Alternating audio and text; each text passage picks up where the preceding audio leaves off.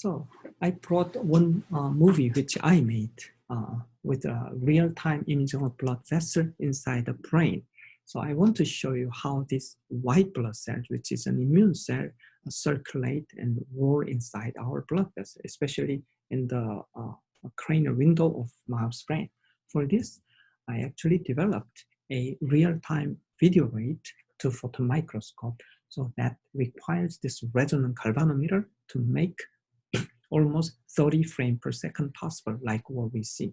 So here, that you see, remember the blood after suspension, I use a stain of the red blood cell and white blood, some part of portion of cell, so that we can visualize with a fluorescence microscope. So let's take a look. So these are the cells, and fast-moving cells are red blood cells, and the big ones are white blood cells. You see the white blood cells sitting there, and these are red blood cells.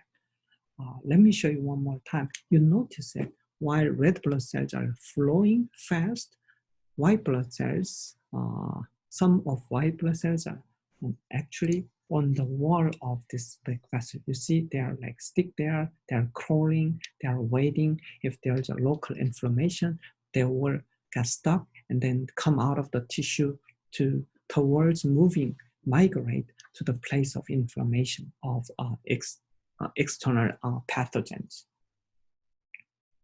So another video I also have, this is, I invite this study video rate multiphoton microscope for tumor microenvironment. But here I want to show a lymphatic metastasis. So the tumor cells can metastasize via blood vessel, which is called hematogenous metastasis, while we also use local lymph node as to see whether metastasis happens or not.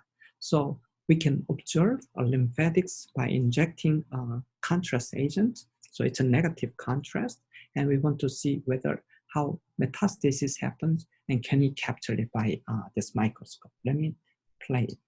So you see, these are real time. So you see like it's moving from the pulsation of nearby arteries.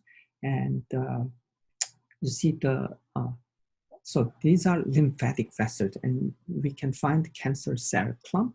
We are curious whether the cancer clumps are moving. And you see these ones are like contrast agent based. And I want to move on to go here to see. So these lymphatic valves can open and cancer cell clump can come up. So we may be able to capture this moment by using microscope and at the cellular level, what's happening.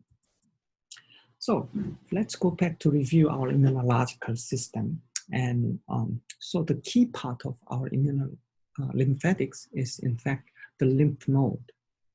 So lymph node looks like this. Lymph node is a small organ distributed throughout our body, and that's actively connected with our circulation because the immune cells can get into and out of circulation. So for that, single lymph node needs an artery and vein. They will have this artery, arterial, and venous. So active interaction and changes of immune cells come in and out.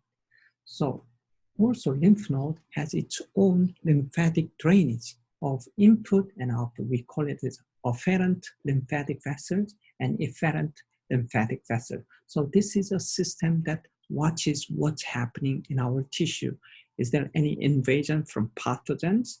So that we have a collection of densely packed B cells and T cells. These are a typical adaptive immune system cells, and macrophage, big cell-eating cells, and plasma cells, which is an antibody-producing cell. So they are gathered here, always watching what's happening in our tissue. If there's any injury, there's any pathogens or virus, bacteria gets inside our body. So we are surveilling it. And so the organs comprising our immune system can be shown here.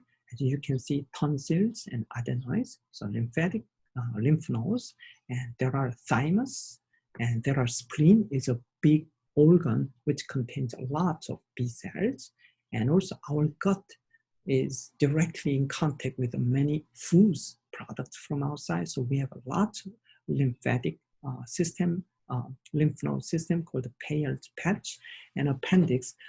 Appendicitis is a big inflammation can cause a problem, or we sometimes resect this appendix. And also bone marrow inside the bone is a big place for our immune system. So bone marrow and a thymus, where the T cell, T cell stands for that thymus. So T cell maturation happens in the thymus, and the spleen, where a lot of B cells are there, and lymph node throughout in our body are actually protecting and surveilling our body from external attack.